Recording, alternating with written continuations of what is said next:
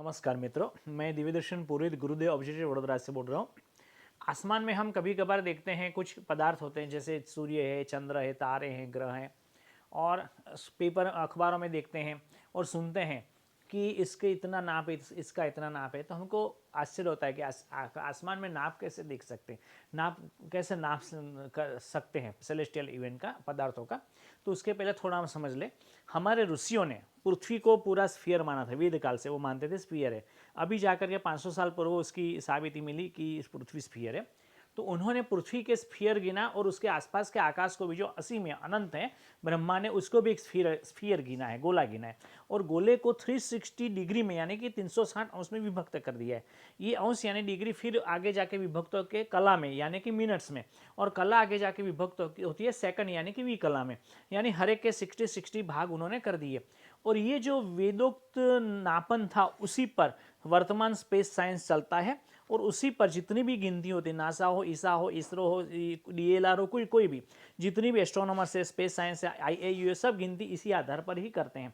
तो ये जो 360 डिग्री का पूरा नापन था, उसको फिर आगे जाके विभाजित करना पड़ा। तो ये कैसे विभाजित हुआ, आज हम आपको एक बहुत ईजी टिप्स देते हैं, उसको आप ध्यान से सुनिए। सूर्य और चंद्रमा हम आसमान में देखते बहुत बड़े हैं, मगर वो आधी डिग्री के ही है। तो आधी डिग्री की आपको कैसे पता चलेगा? आप हाथ को हमें लंबा करना है, ऐसे इतने पूरा, यहाँ कहीं कहीं भी बैंड नहीं करना है। हाथ लंबा करने के बाद में जो हमारी छोटी वाली उंगली है, कनिष्ठा उसको बोलते हैं, या pinky fingers, little fingers English में बोलते हैं, ये कनिष्ठा को हमें लंबा करना है। कनिष्ठा का जो मेजरमेंट है वो उसको 1 डिग्री नापा जाता है। 1 डिग्री के पीछे सूर्य और चंद्रमा आ जाएंगे आप जब भी देखेंगे तब।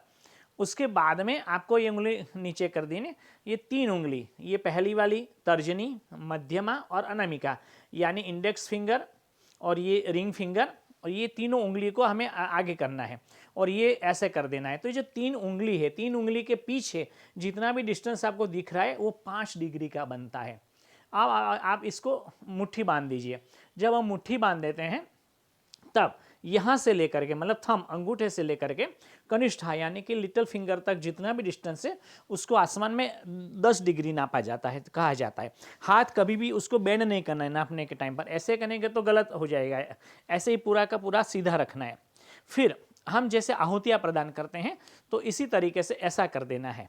तो ये जो हमारी पहली फिंगर है और लास्ट वाली फिंगर, ये कनिष्ठा और ये तर्जनी, ये जो इतना डिस्टेंस है उसको 15 डिग्री गिना जाता है।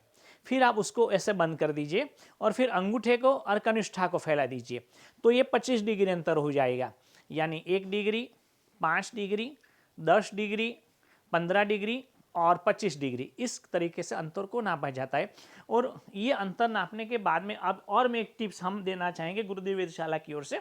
हम कहते हैं कि जेनिथ है, जेनिथ यानी हमारे सर के ऊपर की दिशा। बस पूर्व में अगर आप देखेंगे तो पूर्व में आप 0 डिग्री कहते हैं, तो 180 डिग्री सामने पश्चिम में आ जाएगी। मतलब पूरा का पूरा स्फीयर डिवाइडेड बाई 2, ऊपर वाला 180 हो जाएगा, नीचे वाला 180 हो जाएगा। ऊपर वाला जो दिखता है वो हमारे सर के ऊपर, जो उसको जेनिथ बोलते हैं, और हमारे पैर के नीचे, पृथ्वी के भी नीचे जो हम देख नहीं पाएंगे उसको नादिर बोलते हैं। नीचे वाला पोर्शन अगर हम रात्रि में 8 बजे देखते हैं पूर्व दिशा में, तो पूरा का पूर्व के पश्चिम में 180 डिग्री में एक आसमान दिख जाएगा। फिर सुबह में 6 बजे दिखते हैं तो पूरा वाला नीचे वाला पोर्शन ऊपर आ जाएगा, तो दूसरा 180 डिग्री हमको देखने को मिलेगा। मगर मतलब एक रात जागते हैं तो 360 डिग्री आसमान आप देख सकते हैं। अब रही जेनिथ को नापने की बात, तो फिर से अब जैसे हमने कहा था मुष्टि का है वो 10 डिग्री का अंतर है। आपको ऐसा हाथ सीधे रखना है और नीचे वाला पोर्शन जेनिथ के पैरेलल, जेनिथ के सामने होना चाहिए, होराइजन के सामने, क्षितिज के सामने होना चाहिए। इसके ऊपर एक दूसरी रखे, 2, 3, 4, 5, 6, 7, 8 और 9। देखिए हाथ बेंड किए, अगर मैंने 9 किया तो ये जहाँ पर आप दिख रहे हैं तो पूरा का पूरा जेनिथ मेरे सर के ऊपर वाला भाग आ गया। तो ये 10 multiply by 9 equal to 90 degree, तो 90 डिग्री हो गया। तो एक टिप्स हो गई। अब हम और एक टिप देना चाहेंगे। ध्रुव तार को, तारा यानी पोल स्टार आप सब मानते हैं, पोल स्टार देखना चाहिए, मगर कहाँ देखें?